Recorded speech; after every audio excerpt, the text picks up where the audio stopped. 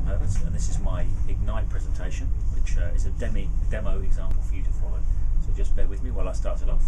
You should set your OpenOffice Impress to automatic. You do it transition down the bottom and do it in 15-second slide hits, and then you get 20 slides, 15 seconds equals 5 minutes. So here we go. So I'm going to just do a presentation about me. I'm Malcolm Herbert, and it's the who, what, why, and when of Malcolm Herbert, what makes me tick. So what we should see is the slides ticking over, and I'm just talking to the slides in the background. You'll be surprised how long 15 seconds is, but you should be able to work it out as we go. So this is me. This is me actually on the beach in the Outer Hebrides of Scotland. It's on one of the best beaches in the world, in Luskentyre. And probably, even though I'm looking a bit of a prat with a seaweed antenna, it's the type of thing that makes me tick. So the other thing you should know about me is I see life as a toaster. Toasters, you can either have dual toasters, or you can have modern German electronic toasters. This produces the same toast quality every time. This produces random toast. This is for me.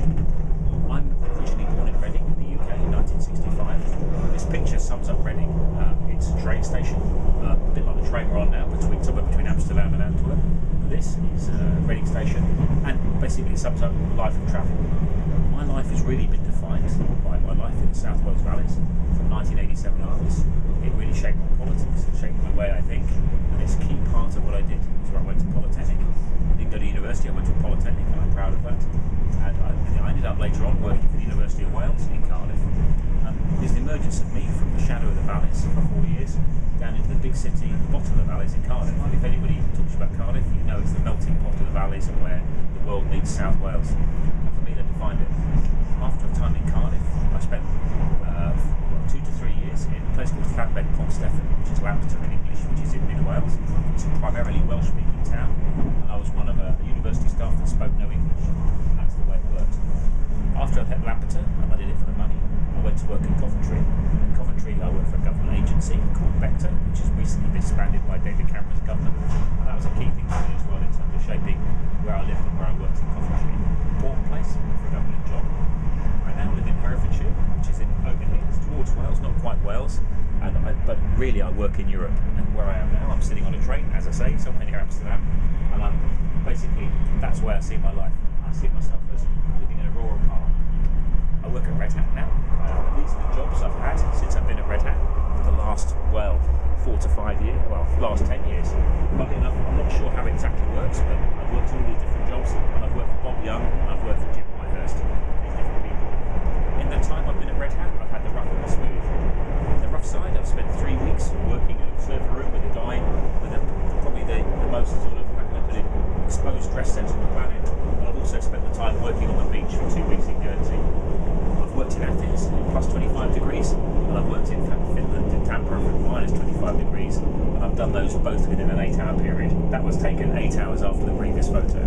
That's the way sometimes working Red Hat has been, plus or minus 50 degree change.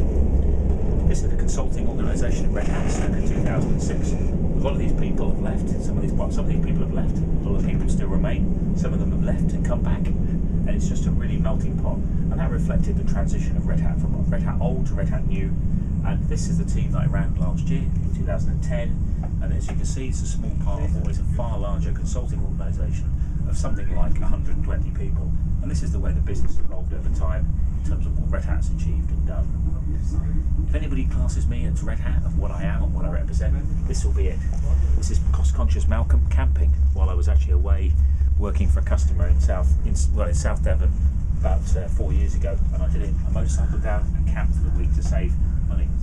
If anybody else defines what I do and what I live for, it's motorbikes. Motorbikes define what I do. I use my motorbike for work, I use it to race classic bikes, and I restore motorbikes for competition events, and that's probably it. Maybe that's why somebody asked me what I am.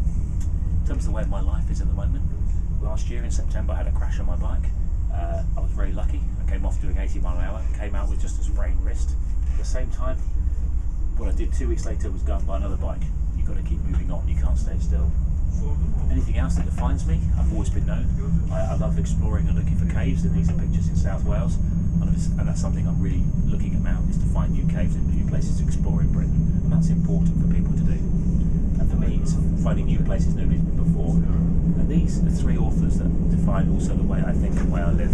Some people will know that Soren Kierkegaard, Danish philosopher, Flann O'Brien and James Joyce are Irish authors, and Robert Pirsig wrote the Zen and the Art of Motorcycle Maintenance. And these are the things that actually define who I am. And just to finish, I'll just show you a quick video of what makes me tick on the weekends. It's not quite set and conquer, but trying to get this to work in a video is quite tough.